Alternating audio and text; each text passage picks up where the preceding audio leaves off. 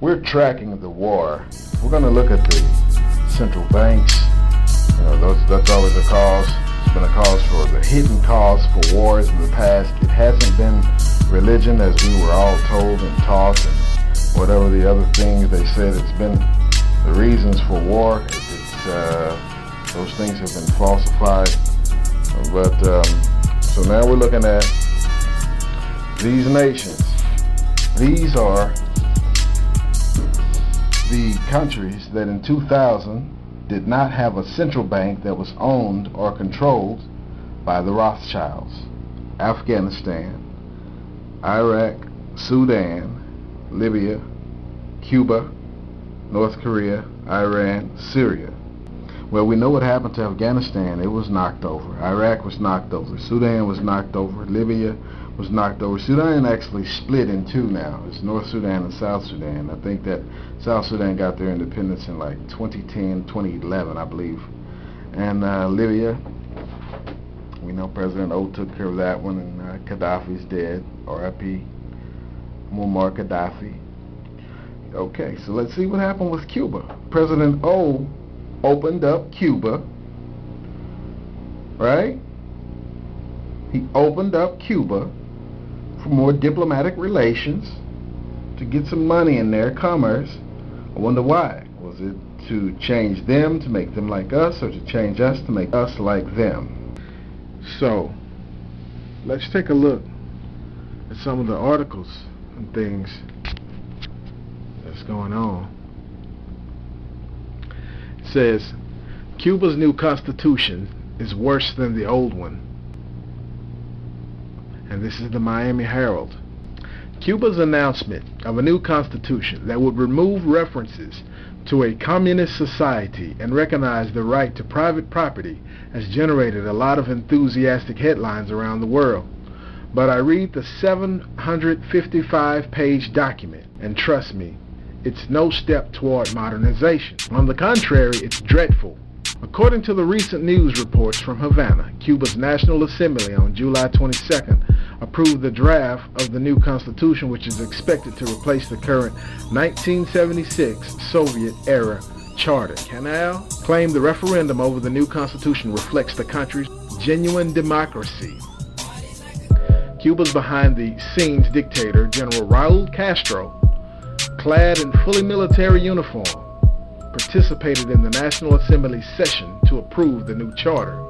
The document would also create the position of Prime Minister and could pave the way to recognize the same-sex marriages, according to the first reports in Cuba's official newspaper, Granma, that drew worldwide attention last month. All of this fueled speculation that the new constitution would open a small door toward an economic and political opening. In fact, the new constitution aims to consolidate Latin America's oldest and most decrepit dictatorship and to make it more difficult for any pro-democracy movement to start changing the system from within. Article 3 of the Constitution says the socialism and the social and political revolutionary system established by this Constitution are irrevocable. It continues saying that citizens have the right to combat by all means, including armed struggle, when other means are not available, against anybody who seeks to topple the political, social, and economic order establishment by this Constitution. Translation. The new Constitution says Cuba's existing hereditary dictatorship can't be challenged, and nobody can, for instance, create an opposition party to confront it. If somebody dares to challenge the ruling order, citizens, the regime's euphemism for its civil-clad secret police, can now legally kill the offenders. Article 224 says that under no circumstance can the clauses about the irrevocable nature of socialism and the political and social system established in Article 3 be subject to reforms. Translation. There is one thing that can't legally be changed in the future. It's the dictatorship's right to remain in power forever. This constitution is worse than the previous one by adding the Communist Party, and no one else will be in charge of the country, it further closes the doors to any possibility of multi-party system in the future.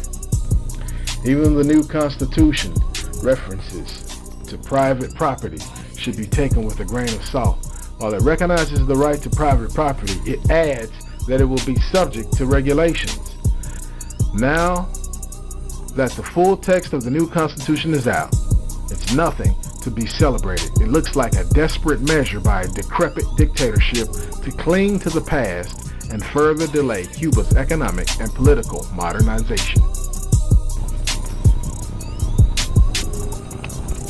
So all the news, whether we were talking about war, the economy, trade news, about growth, about spying, about hacking and counterfeiting, everything always, the common thread was China.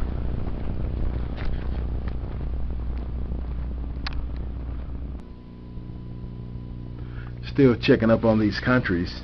These are the statistics. I'm just looking at these countries because we know what's coming and some possible reasons behind it. This is definitely, you always follow the money. And so, again, these countries are Cuba, North Korea, Iran, and Syria. And it just so happens that we're in conflict with all of these right now. And you said we're in conflict with Cuba? Well, let's see. This is an article by Politico. U.S. limits diplomatic tours in Cuba following mysterious illness. And it's dated August the 15th, 2018. And it reads, the Trump administration is slashing the amount of time U.S. diplomats are posted in Cuba to 1 year, an unusually short time frame typically applied to war-torn or otherwise dangerous nations. The change to the standard tour of duty puts Cuba in a league with countries such as Iraq, Afghanistan, and South Sudan. It follows a series of mysterious, seemingly sound-related injuries that have injured at least 24 Americans who spent time in the country. It's also another blow to business and other groups who, despite reluctance from President Donald Trump, still hope to see U.S.-Cuban ties improve following the establishment of diplomatic relations during the Obama administration.